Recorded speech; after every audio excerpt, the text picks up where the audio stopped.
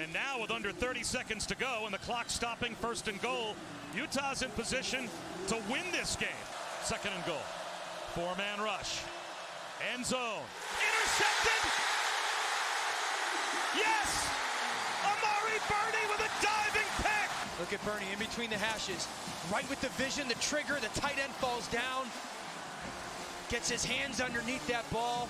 Just great awareness. I think he's trying to hit Kincaid on a stop route. You see him on the left side of your screen. I think he falls down. There's a little bit of contact. Another senior, Amari Burney, his 3rd career interception, wins it for Florida. What a football game.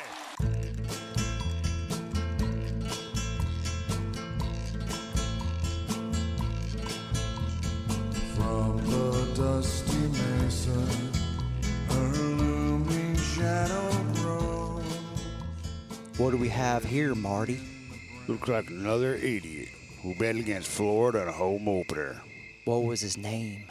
Goose. Goose. Well, it looks like the goose just got cooked. Look, let's just do our damn job, Russ.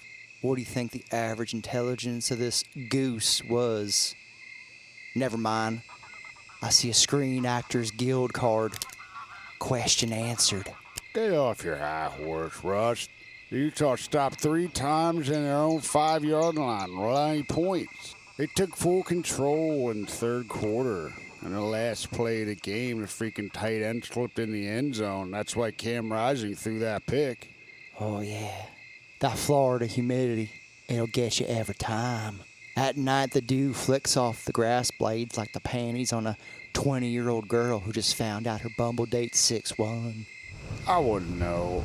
I'm a happily married man, Russ. Just saying. 30 parlay tickets, no hedge on a Florida money line, pouring all his roulette winnings back into more parlays. I think it's safe to say this goose wasn't exactly splitting the atom.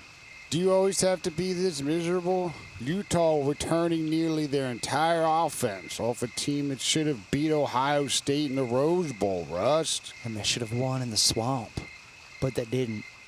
See the pattern here? Russ, he split the zeros and he won 3 times. There's got to be something, like divine intervention. Divine.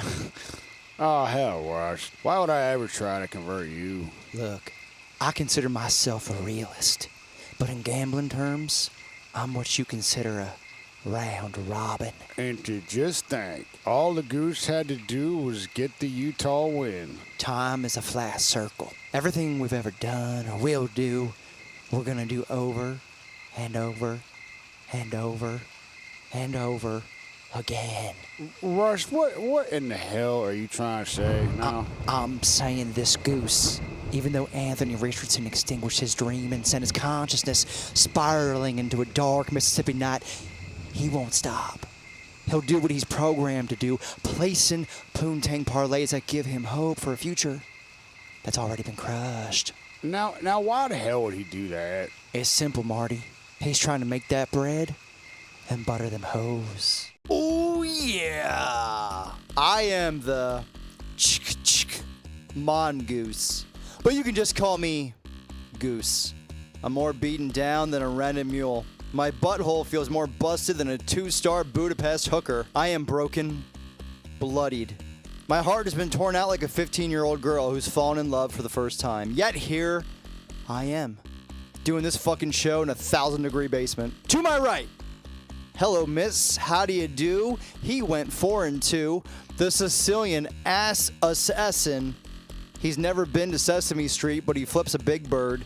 And he knows plenty of Steelers, but they're not from Pittsburgh. Everybody's favorite degenerate gambler, Sal Baps. You know what's funny? I've actually been to Sesame Place in Philly.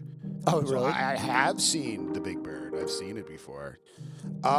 Dude, how that college football is back. It's insane. It's entertaining. I hated teams, and I was hooked on Appalachian State and UNC. You could not turn that off. Great game, yeah.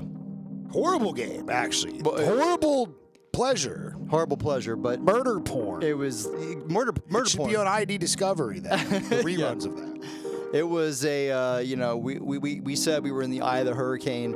and that we were going to be going into just absolute chaos. And that's pretty much what week 1 was. It was just fucking full on anarchy, just fucking gangs. It was Anchorman, just various gangs in the street pulling out whatever weapons, machinery they had to do battle. And that's exactly, we had college football imperialism.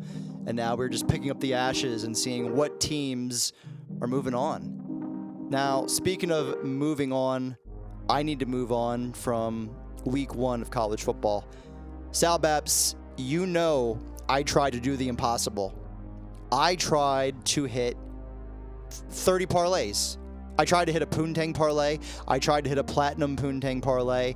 And my pick started in week 0, the very first game, the over Nebraska Northwestern, which I crushed. We made it on the Poontang Parlays all the way to the 3:30 p.m. time slot until Wyoming decided that they were going to drastically improve in football and actually be like a legitimate Division I football team. And they beat Tulsa in overtime. But nevertheless, up until the swamp, Gainesville, Florida. Guys, I literally had just done a bachelorette party in Northeast Philly, which if you ever go to North Philly, get the fuck out. That's my best advice for you. Here I am, risking my life to entertain bachelorettes of America. Just survived Northeast Philly. I was in the live casino right there by all the stadiums in downtown South Philly, and I had $47,000 on the line. All Utah had to do was win. That was all. There was no 1.5, 2, 2.5. I just needed a Utah money line, and out of my 30 parlays, 9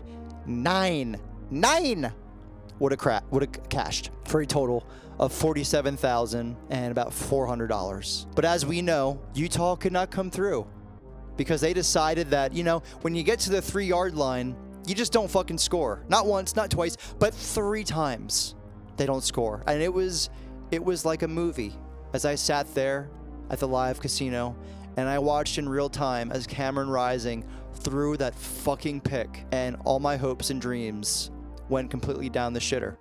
And once again, Vegas won. Destiny cuts like a knife, man. I mean, it can flip on a dime, and that's it, man. I thought we had it. I had Utah money line, as you know, as well, not in the parlay, but all they had to do was just put that ball in there. Florida was gassed. They dropped guys back. It's depressing even talking about it. I am trying to. I just don't. It's like.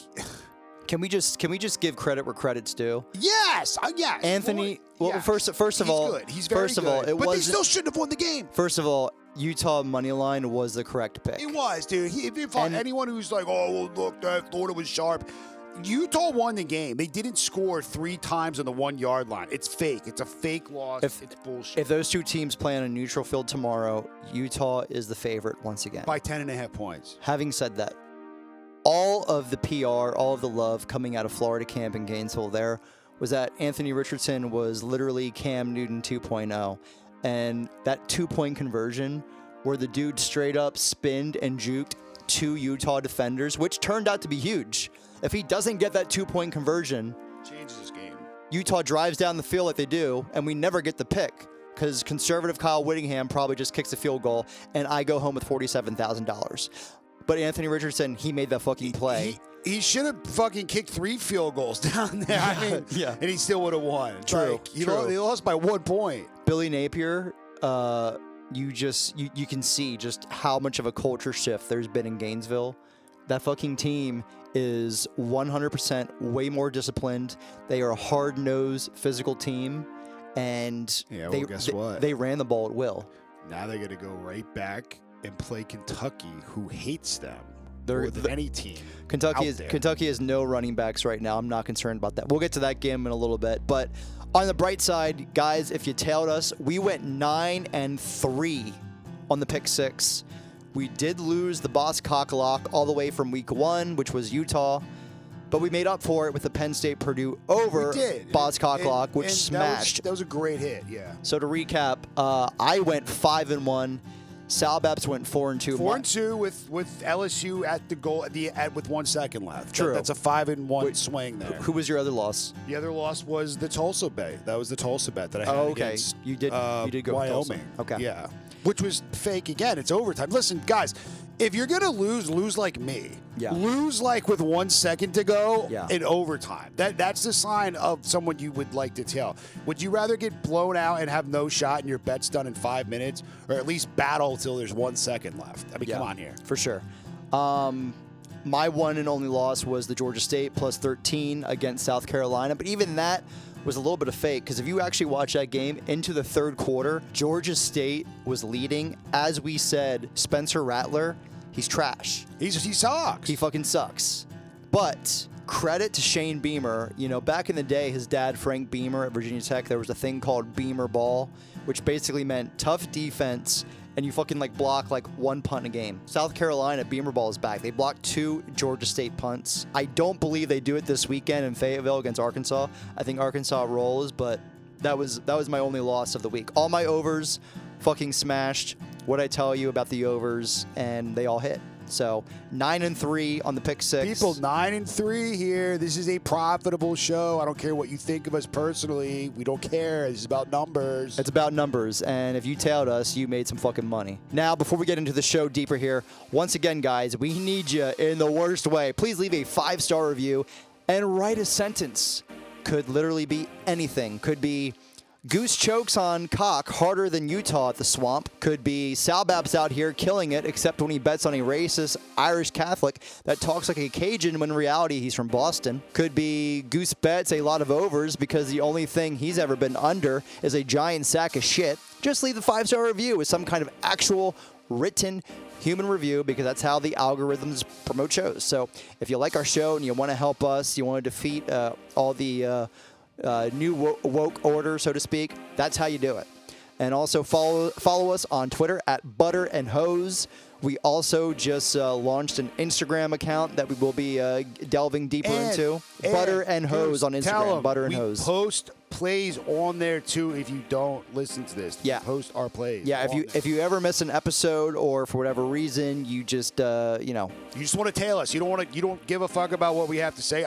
You know what? I don't care. I'd rather you tail us than never listen to this. Exactly. And win money. We just want you to win money. Yeah, we post all our pick six and boss cocklocks there on the Twitter, and we will be getting the Instagram going. So once again, Instagram at Butter and Hose. Sal Baps, I think it's time we get into it. This is a brand new segment. We are calling it Shocker. I see a picture of her with 2 of her girlfriends and these 3 guys. They all go to high school together, and they're all doing this hand signal thing. I thought it was a gang thing, and she said, a gang thing? No, you don't know what that is? The Shocker. This is the Shocker. Maybe try the Shocker. 2 in the pink, 1 in the stink. That's how that works. What is every other member of the family doing with their hands? The Shocker. Right. Now listen, Stuart. I'm a cool dad, all right? I could care less what you do with the pink. Truly. But the stink is where you get the shocking. Shocker! Florida! Anthony Richardson is the real fucking deal. It hurts me to say it, with all the buzz coming out of camp that this guy was Cam Newton 2.0, but yes, it turned out to be actually fucking true. His arm is never going to be confused with Brett Favre, but when you can't be tackled and you seem to magically always make the big play, who cares? This Florida team, as we just said, they are tough, they are rough, and they are fucking buff in the SEC. Billy Napier means fucking business. The recruiting didn't go so well the first month there in Gainesville, but even now they're pulling in the 4 and 5 stars. Listen, LSU, you probably had the fucking perfect guy in your own backyard and you didn't make the hire. But that's Gainesville's win. Florida, Billy Napier, they are for real. I am taking them this weekend against Kentucky. Dear Lord, Anthony Richardson. Shocker! Fucking Jersey Shore, bro. Rutgers. These motherfuckers went into BC and won outright. Goose, who did we jerk off before the season started? BC. Yes, Phil Jerkovich. Why did we do that? Phil Jerkovich. Yeah. What did he do? He threw 2 picks. What Yeah. does that mean? Means Either he sucks or Greg Schiano. This is the defense. No, it's Schiano. Rutgers is going to have the stingiest home field advantage, I think, in the Big Ten for any team coming from the West Coast part of the league into the East. Yeah. This is going to be annoying. You're going to have to deal with Schiano having you have 10 points at half. This is how they want to win, and they're good at it. Yeah, he is, as you said, basically Brett Bielema East. Yeah, of the Big Ten. He is. Anyways, he's total shocker. They're all right. They still don't have the talent on offense that they should beat you. Although ask BC about that. It's him. He's coaching and winning. It's Shion. You know, I was in the Jersey Shore not too long ago, and I was kind of stunned. Like there was Rutgers logos everywhere along the boardwalk, and I don't know if you had that 3-4 years ago. I can't say, but. This is their guy. This is their guy. Jersey's bought into it. I mean, obviously he had the pass there that was immensely successful, but I'm telling you, there's something there in the water there in Jersey, and it's not just toxic chemicals. They're 4 running backs. Top guy, 78 yards rushing. Next guy, 53 yards rushing. Next guy, 40 yards rushing. Next guy, 27 yards rushing. Next guy, 21 yards rushing. You usually see these kind of numbers in like a 40-0 blowout. This was a 22-21 final score. They run the fuck out of the ball. They don't care, and they stop you on defense. Yeah. Shocker, Arizona. Listen, I was on this like white on rice. This may have been my biggest pick from week 0 and week 1 that I was the man on. I told you, Jaden DeLaura can ball out, and when the line breaks down, he can evade D linemen and throw on the run. Jacob Cowing and the freshman stud to Torah McMillan. Yes, they give Arizona, the second best wide receiver group in the Pac-12 outside of USC. Still, none of that is a shocker to me. Like I said, I was all on this. What did shock the shit out of me was how good and opportunistic the defense of Arizona was. Anybody who played the preseason Arizona win total over 2.5, you got a fucking steal. Sleep on this team at your own peril. They just went into Snapdragon Stadium and rode that bitch like a Targaryen. Shocker! Notre Dame. Is Marcus Freeman actually real? They played a really good OSU team, really fucking good. There was points where they were going pound for pound, knocking guys out of the game. Goose, your parlays, or your stupid plus 9,000. What? Jackson Smith-Njigba? That's not happening. You can just wipe your butthole with that. I will. tonight. Thanks, I will. It's gone. He's a game behind now. You might not even play next week. Yeah, probably He not. might just go to the NFL. Say, fuck this. Didn't one of the bosses do that? He was like, oh, this shit's stupid. I'm out. Yeah, basically. And he goes 3rd in the draft. Yeah. So listen, Notre Dame was playing a defense that is now something that you might see happen against Ohio State. They were literally dropping 9 in coverage and making Stroud have to pick a spot and throw. That's not how they want to play you. Ryan Day wants you to press. He wants you to play man because they recruit speedy offensive wide receivers. They run slants. They get open, and they house shit. Yeah. This team did a really good job of containing a team that's going to score 100 points next week without Njigba. We owe a giant apology. We do. We talk shit on them on Twitter. I even said this one guy was an idiot or something. Probably blocked us. But that dude was right. Yeah. Shocker, Georgia. Now, I had this game with the over at 50.5 and 51.5. I felt like Georgia was going to have a top 10 offense this year, and Oregon had enough skill talent and quality linemen from Mario Cristobal that they could put up 17. Nope. Georgia absolutely took Oregon behind the Athens woodshed. It was uglier than a 2 a.m. donkey show in Tijuana. It hurt more than going to the dentist the morning after drinking Coronas with lime. It was more wrong than Olivia Wilde dating gay Harry Styles. Oregon actually managed to move the ball decently until they got past the 50-yard line when Emperor Kirby Smart put on his Roman Emperor garb and gave the thumbs down to his former coach, Dan Lanning and the Ducks. Oregon only managed 3 points, and I was sweating bullets on my over, knowing full well that I needed a touchdown by the Dogs in the 3rd quarter, or they would just kill clock to save face for their former hero in Dan Lanning. Now, luckily, I got it, and my over at 52 total points. Not a shocker. PSU still has no line. We talked about this. No fucking line. Explain this. I don't explain this. We put our necks out for Singleton. He had like 5 carries. Like, what's happening? I don't know. I don't know how to explain this. It's so. I was told he was Tony Dorsett. Listen, you can't be Tony Dorsett when you are getting tackled 2 yards behind the fucking line of scrimmage. The line's bad. The offensive line, Mike Yurcich, you have to take responsibility for this. I mean, Franklin deserves some blame too, of course. But listen, as the offensive coordinator, and listen, Phil Troutwine there, he's a disciple of Steve Adazio, who is the best offensive line coach in college football. What the fuck is going on a Penn State offensive line that you have several top 150 recruits on, and you can't get a fucking push on Purdue? It makes no sense. Purdue doesn't even want to sack you. They don't. They just want to play basketball and pick you up at the line and just play. They don't care.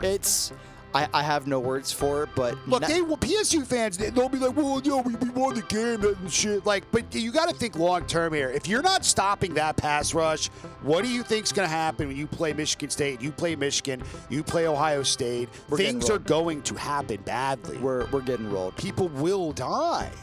Not a shocker. TCU. Speed on offense is fucking unreal. The fastest team of the weekend. It was like the Monstars versus the Toon Squad when they played Colorado. I mean, their third string quarterback is literally the second coming of Lamar Jackson. Their starting quarterback, Chandler Morris, yeah, he got hurt, and the offense actually somehow got better. They scored every time. Sonny Dykes is building a monster down there at TCU. There's been a lot of love with them in the preseason and some dark horse Big 12 champion talk. Listen, the Big 12 is the most wide open league. I'm telling you right now, though, TCU, if you're looking for like one team that you just want to be entertained by, that's a fucking team. Not a shocker. Mac Brown. He's still in the fake fucking coaches club. Did you see this guy dancing after the game? After he gave up 100 points. After you beat App State by 2 points. App State, which is like essentially a glorified hillbilly community college for like broadcast majors. Their stadium is built into the side of a mountain. Yeah, like this is a major establishment like doing dances in the locker room after beating this program. This is Mac Brown. He's supposed to make you above this shit. Yeah. You're supposed to be above this. North Carolina can't stop your local CYO rec team that runs the wing tee. Like, do you think Kirby Smart is dancing after beating anyone? No, at all. Not even Oregon, 49-3. Yeah, like you don't do this. You should know better. He's just building a dweeb culture there. He's in a fake fucking coaches club, and they suck. And we're gonna fade him all year. Yeah, he brought in Gene Chizik there to fix the defense. He's a loser, and it's just. I am actually betting. I took the under this week with Carolina and Georgia State only because the number was 68. It got Gene Chizik pisses me off because he's the perfect example of like politics in coaching hires. Like he should. Why does he get hired over people that are way better than other coaches out there? It's just all like a fraternity almost. It is not a shocker. Defensive coaches that are so conservative on offense, they almost, or actually did, cost their team the game. I mean, from Dave Doran, Pat Narduzzi, Brent Pry, I get it. You want to play tough defense and run the ball. If you're a Florida playing against, let's say, a top 10 team with a Heisman contender at quarterback, that's not a bad approach. But when you're 2-score favorites against inferior teams, that you have to step on the jugular when you get the chance. When you play with your food and allow these guys to stay in the game, you're eventually going to get gashed for the big play. It's football in the year 2022. Unless you have Georgia's 2021 defense, you can't play that way all the time. I am sick of all these defensive coaches bitching about not getting head coaching opportunities. Well, I'm sorry, but defensive coaches, outside of Nick Saban and a couple others, Mel Tucker, who are becoming head coaches, you're just not fucking fit for this modern style of football. All right, Sal Baps, we're coming at you with yet another version of It's a Trap. Admiral, we have enemy ships in Sector 47. It's a trap. It's a trap. It's a trap. It's a trap. BYU is -4.5 hosting the Baylor Bears. We talked about the Big 12 and how anyone can win its wide open league, but guess what? Baylor's the best team in the league right now. They're getting almost 5 points. You might be able to get 5 points. They're a publicly backed road underdog, is in a rare spot where they're a higher ranked team. But I do believe these are better athletes. They're better players. I love this spot for Baylor. I think they win the game. One of my famous lines that I love about betting is, if you think an underdog can actually win the game, then take them on the spread. We're going with Baylor. Okay, I can get with it. Another trap. Okay. Northwestern is laying 10 against Duke. Duke looks all right. Duke looks all right. I know they only played Temple Who Blows, but listen, there's a couple major transfers. Jordan Morant, he was a defensive back from Michigan, transferred into Duke. Penn State recruited him hard. He was a major recruit out of New Jersey. I like Duke. Duke, actually, Mike Elko. What the fuck is Mike Elko doing there? Like, he wanted to go there. He left. He was, a top 5 college football defensive coordinator, and he's like, yeah, I'm going to go to Durham, North Carolina, and I'm going to resurrect a dead football program. Northwestern is a classic team. When they're the favorites and they're laying numbers, they usually lose. Yeah. But when they're like the trendy dog against Nebraska, they'll win the game. I like Duke here. I have to say, people, we're not saying we're endorsing the play, just saying be careful if that's something that popped out to you. I think it's a trap. I like Duke. All right, Salbaps, we killed it last week, 9-3 collectively. 4-2 for you, 5-1 for me. I have the 1 game advantage. So let's get back into it. This is Pick 6. Number 1, Alabama, first half, -9.5 at Texas. Look, this is a big number. This is not a D2 school anymore, and it's not some Mountain West trash. This is Texas, but listen, that means Alabama is even more motivated. They're on a revenge tour this year. Texas is not in their way. They will absolutely be up 10 points at halftime in this game. I can almost guarantee you, anyone that you love dearly, bet their lives and their dogs' lives and everything that's in their inheritance on Alabama to be up -10 at half. If not, you can kill me. Next one, Notre Dame, -20.5, hosting Marshall. Look, Notre Dame is better than I thought. They showed me a lot against Ohio State. They didn't terribly get banged up. They did lose one of their linebackers, but guess what? Notre Dame at home, this is a new era. It will be an exciting atmosphere. This Freeman guy showed me a lot, man. I was really wrong about him. He's a good dude, and I believe that they have plenty of talent to actually win this game by 3 touchdowns at home. Next one, Fresno State moneyline hosting Oregon State. Listen, Oregon State is a much improved program.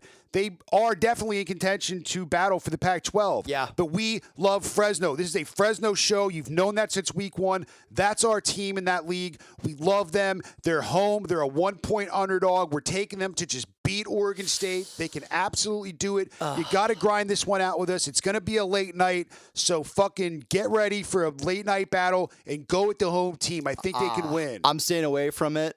Yes, Fresno is our team. I was also high in Oregon State in the preseason. Oregon State is also, talk about shocker. That defense on Oregon State, fucking Jonathan Smith, head coach there. I'm staying away from it. I'm scared.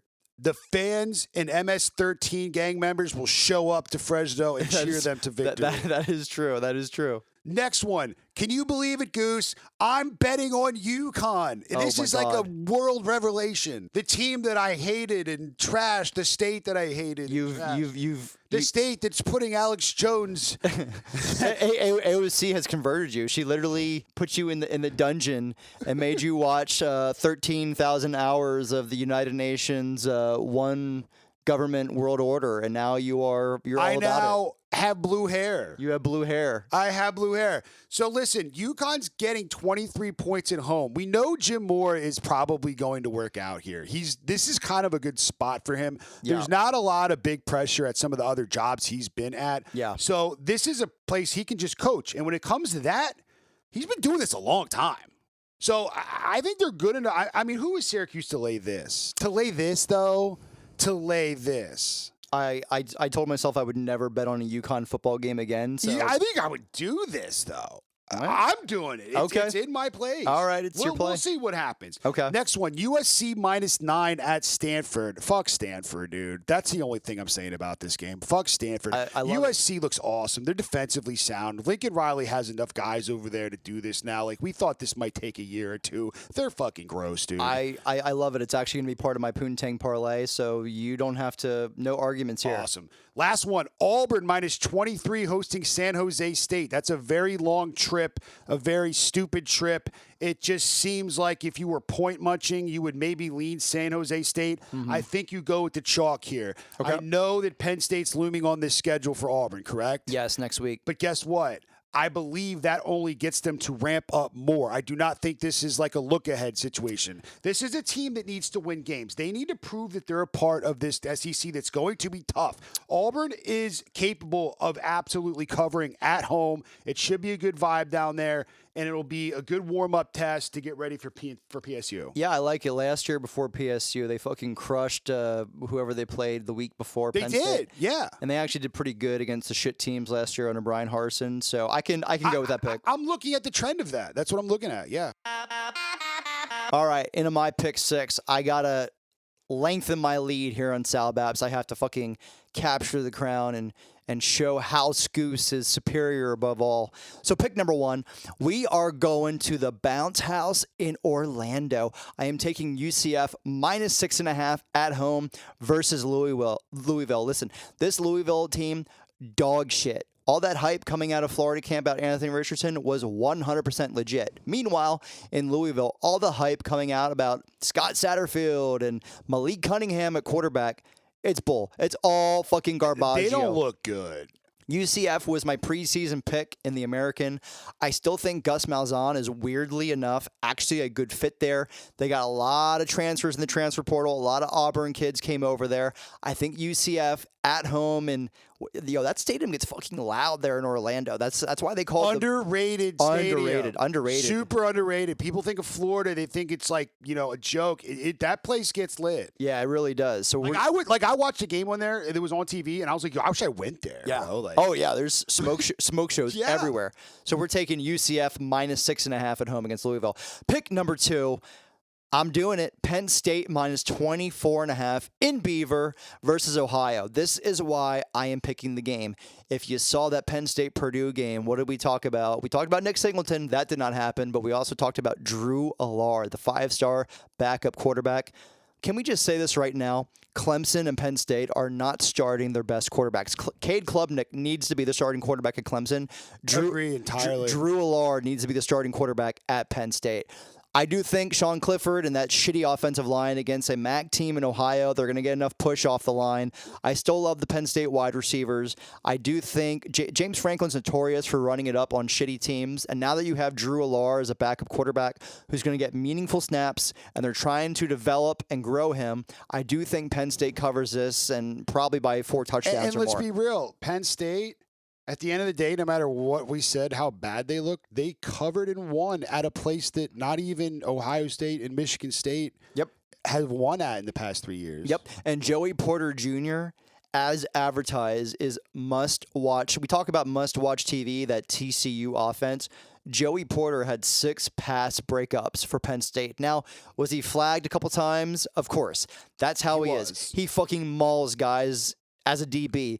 But I'm telling you, Ohio State comes to town, and those Ohio State receivers have already said that Joey Porter is a guy who has their respect. Penn State -24.5. Pick number 3, we are going to Pittsburgh. How fucking electric was the old Heinz Field? It felt like a Pittsburgh Steelers playoff game with Pitt and West Virginia, did it not? Dude, Mark Madden, the radio host in Pittsburgh, said it was the best atmosphere he's seen in actual Pittsburgh sports ever. It was ever. This is like including like the immaculate reception and shit. It was absolutely electric. Now you have the Tennessee Volunteers from the SEC. They had an explosive game last year. They are coming to town. Listen, this line's all the way up to +7 for Pitt at home.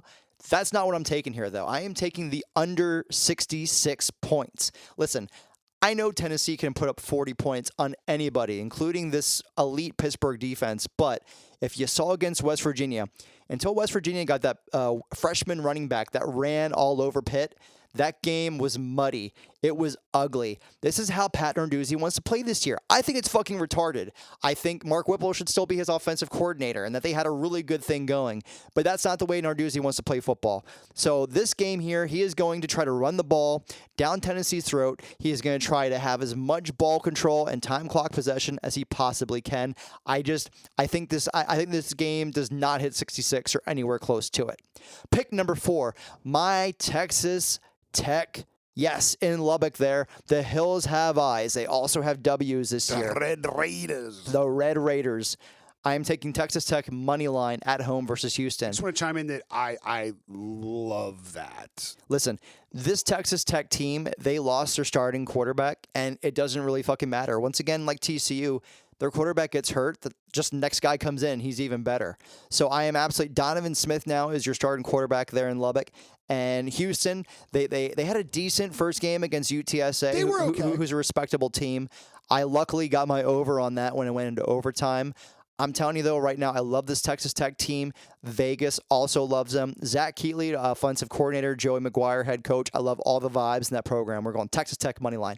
Pick number 5, Iowa State is a 3.5-point dog on the road at Kinnick Stadium versus their hated rival, the Iowa Hawkeyes. Sal Babs, did you see fucking Iowa in week 1? They're the worst team I saw out of 1,000 games that I watched. They're the worst. It was what, South Dakota State? They're the worst team. They're a good FCS team, but still, you put up fucking 7 points on an FCS team not named North Dakota State. What the fuck are you doing? Listen, Iowa's wide receivers, that depth chart. They don't live in this century. They're decimated. Even look at fucking Purdue. Who was the best player on Purdue offensively against Penn State? It was a guy by the name of Charlie Jones. This dude looked like fucking Julian Edelman. He had like 10 catches for like 192 yards. Guess where he transferred? Looked exactly like that. Guess where he transferred from? Tell me. Iowa. How do you let guys like this go in the Big Ten? You never heard of him at Iowa because they never heard of the forward pass there at Kinnick. Fucking Kirk Ferentz has his son running the offense. They're dog shit. This game, I don't even care if Iowa is like 2 years ago really good. This game is an absolute real rivalry. It should never be longer than 3 points. So if you're going to give me an Iowa State team that I think wins 3 in the hook, I'm taking it. I understand Matt Campbell is 0 for 5 in this series. I don't care. Probability-wise, he wins. Probability-wise, he probably wins, but he just needs to keep it within a field goal. And against this really lousy offense, I think it hits.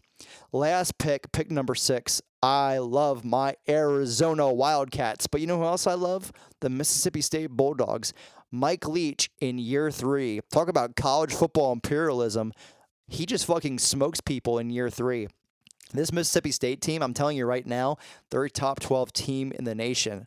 Arizona can put up points. Mississippi State can put up points. I am loving the over 59.5. Are you kidding me? Listen, Arizona's defense looked much improved. They got some takeaways. Mississippi State, they have a sneaky good defense, but I'm telling you, these two offenses, fucking fireworks galore. The game's in Tucson. Mississippi State's going to have to score. I am smashing the over 59.5. And it's going to be hot, and it's going to, like, induce pace. And I just see this as a huge contention for the Boss Cock Lock of the Week. It's up there. Speaking of the Boss Cock Lock, we got to make our pick. Sal Babs is saying Mississippi State, Arizona. I'm saying it's in contention. Oh, it's in contention? Well, let's get into it right now. Boss Cock. She got an exquisite pussy. Well, how about my exquisite erection, huh? Yes, we've taken, we've drank together. We've had cocaine together maybe a couple of times. Boss Cock. All right, Sal Babs. Boss Cock Lock of the Week. We've discussed it. Who are we going with? We are going with the OAN University. Mike Gundy. Oklahoma State minus 10.5 at home. Yeah, I think the line literally like 20 minutes ago just moved to minus 11. This team impressed us. We didn't even actually have to talk about it. We literally at the same time said to each other, holy shit, Oklahoma State looks amazing. Listen, if you watched Oklahoma State in week 1, they played Central Michigan Chippewas, which, what the fuck is a Chippewa? I No one knows. No I'm assuming it's some Indian. Yeah, that sounds about right. So Oklahoma State played the Chippewas. Jim McElwain, the artist formerly known as the head coach of Florida football, and they absolutely fucking smashed the living shit out of Central Michigan in that first half. I had a light play in the game for Central Michigan plus 21. I literally turned off the game because I thought I had no chance in hell. They were up like 40 points in the first half. It was a fake cover. It was. Like I know people were probably like, well, they didn't even fucking cover. I don't know what you guys are talking about. We know that, but it's fake. Yeah, it was They fake. were like up 59-7. They just like put in like retards. Yeah, and, like, water boys. They didn't give a fuck. Yeah, they were putting in like trans cheerleaders to like run the ball. Exactly. They took out all their guys. McElwain is still a really good offensive ball coach. He kept all his guys in, and he just chucked the shit out of the ball. And before you knew it, the score was within 3 touchdowns, and they were covering. Listen, I'm telling you, Oklahoma State, they're fucking good. They're fucking good. Even though Jim Knowles left, Mike Gundy, based as he is, still has that program rocking and rolling. And we were fading the fuck out of Arizona State. Yes. And Herm Edwards this year. That roster got decimated in the transfer portal. We are absolutely loving Oklahoma State now, minus 11 at home there in Stillwater versus Arizona State. Play this game all the way up to, frankly, I would go up to 13.5. I think the line probably does go up around there. Boss There clock is lock. no way Arizona State is going to keep up with what we saw. It's impossible. No. I would argue Central Michigan is better than Arizona State. Yeah, I was going to say, if they played on a neutral field, I would take Central Michigan like minus 1.5 against Arizona State. Yeah. Boss cock lock of the week. Oklahoma State, minus 11 at home. Fucking nail it. All right, Salbaps. You know what time it is. It's the best part of the show. Poontang Parlay. You want to serve The Rock a great big piece of that Poontang pie? Are you ready? Greed, for lack of a better word, is good. I feel the need for speed. What's the matter? You got nothing left inside, huh? Because you're training like a damn bum, you know that? I'm a pussy pirate, my name is Jack Sparrow. Take off my pants, she can see my flesh arrow. Poontang your ass on out of here. I find your lack of faith disturbing. All right, we are getting right into it. Listen, the Poontang Parlay, it had a pretty damn good run, week 0 and week 1. This week, it is not going to be as crazy odds-wise, but we are still going to go for it. I'm giving you all my plays for my pick 6, and then we're going to throw a couple games on top of it. So starting out, we already talked about the over 59.5. Mississippi State at Arizona. I am loving the Boston College at Virginia Tech over 46. I'm doing this, by the way, on the Barstool Sportsbook. Barstool Sportsbook for all these lines currently when we are recording the show. Boston College at Virginia Tech over 46. Listen, Brent Pry was so fucking conservative last week, and I think the fact that Boston College, too, was conservative. These guys open it up offensively. 46 points is not a lot of points. I am betting that, listen, Grant Wells has a cannon of an arm for Virginia Tech. Really disappointing opener there for Phil Jerkovich. I think he bounces back. I'm taking the over 46. I might bet that stand alone. That's a great bet. Yeah. USC at Stanford. Sal Baps already took this in his pick 6. I am loving USC minus 9. Too much offensive firepower. For Stanford. Yes, this has been a close game in recent years, and there is a semi-rivalry here, but I don't like this Stanford program. Ever since the NIL era and guys coming in as freshmen halfway through their high school year where Stanford can't do that because of academics, I don't know. I think it just seems like David Shaw has lost control of this program. I think Lincoln Riley smokes fools in the Pac-12 this year. We're going USC minus 9. Arizona State at Oklahoma State. We already talked about this game. We are taking Oklahoma State minus 11. OAN Network. I am a convert to the Florida Gators football program. I am taking Florida money line at home against Kentucky. Listen, Kentucky, Chris Rodriguez, their star running back, it looks like he is not going to play this week. He is still dealing with all kinds of stuff behind the scenes there. Their defensive captain for Kentucky, he also is probably not going to get cleared to play this week. And then like their third or second string running back there for Kentucky, he just tore his ACL. It was just announced today. You're a Kentucky football team, Mark Stoops. You run the fucking football. You're limping into your most physical game on your schedule, essentially. Yeah, you're limping in your most physical game on the schedule with no running backs. I know Will Levis is getting all this first-round hype buzz. I never bought it. I still don't. I think Florida, Anthony Richardson, they fucking roll. So we're going Florida money line. Next game here on the docket. This is where we're gonna make our money, hopefully. Our upset of the week on the Poontang Parlay. I am taking UNLV money line at Cal Berkeley.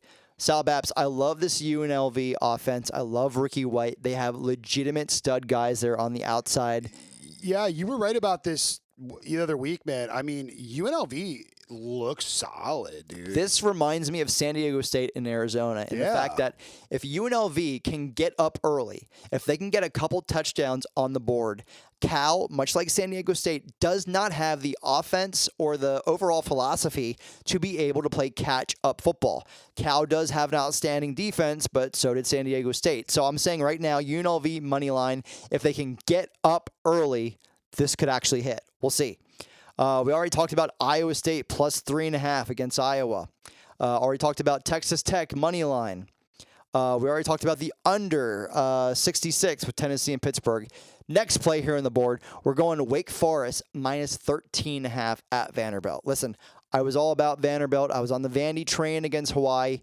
Hawaii's fucking worse than even I said they were. I mean, it is truly... Dude, we could get dudes to play them today. I mean, we literally could go here to Berks County and get a respectable... We could pick up a squad and lose by 21. I was going to say plus 21 would be the line on that game. Listen, Vanderbilt much improved, but they still only beat Elon by like 12 points last week.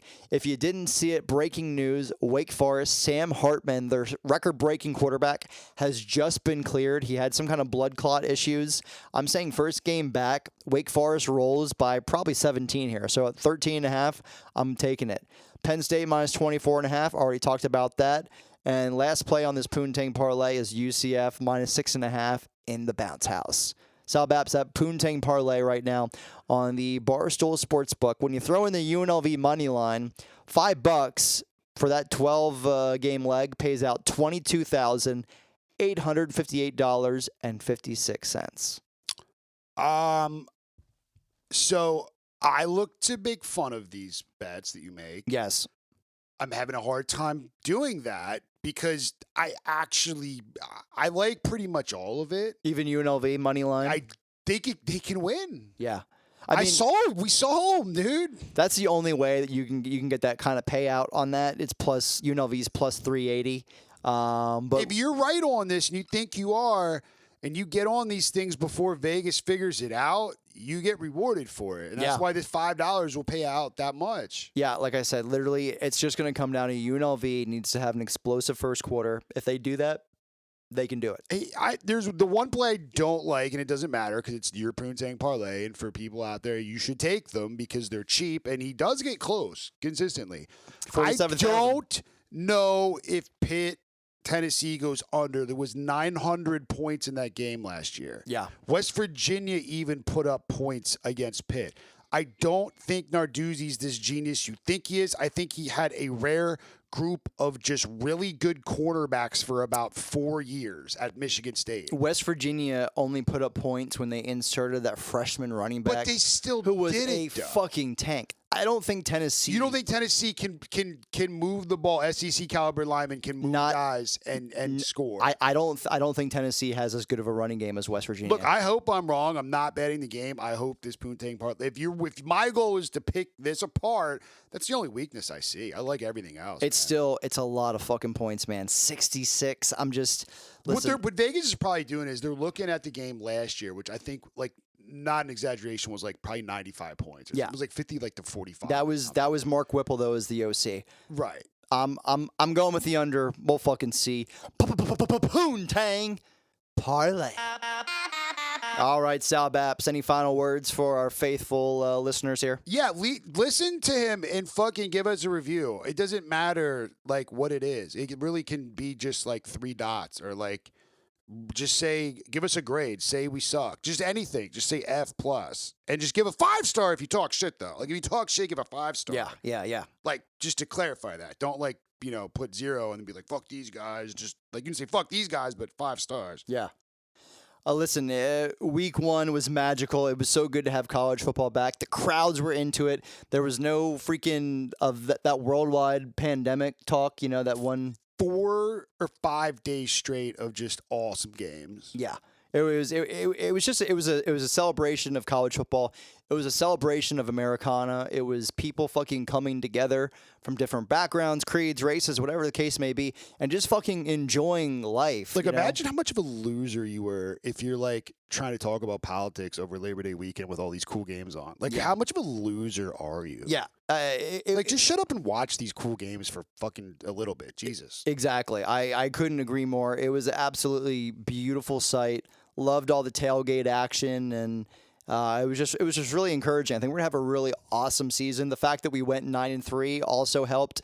And then I literally didn't watch college football for 24 hours after Utah lost. But nevertheless, I am back. The first step to recovery is admission, and I admit I made the wrong play on Utah. So here I am, coming back for more. No, it was the right play. Fuck that shit. They should have won that game. They should have. If you took Florida, you got rewarded. Nevertheless, it was a great week. So here we are, man. Fucking pandemonium. Guys, get in on these plays because I'm telling you. We're 9-3 right now with one boss cocklock hitting as recent. Weeks 4, 5, 6, that's when Vegas is really going to dig their nails in. And you're going to get fucked. You're going to have to listen to us. It's going to get. Do you like it or not? It's going to get really, really tough. Right now, we still have week 1 is your best time to take advantage of Vegas. Week 2, there's still some good plays on the board. Next couple of weeks, we can still really make some money. You have to acquire ammunition now before the battle gets tough. Yeah. This is. We haven't even begun to see any fucking real kind of enemy fire. Wait till you see rivalry interleague games that are spreads that are 4.5 or 1 or 3. Like it's hard. Yeah, it's gonna get way harder. So take advantage of it while you can. Totals that are spot on. 100%. It's scary how good Vegas gets this shit. So, guys, get your picks in. Get ready to do battle. Do battle with us. Follow us on Twitter and Instagram. Say your prayers. Take your vitamins. Grow your own food and make that bread and butter them hoes.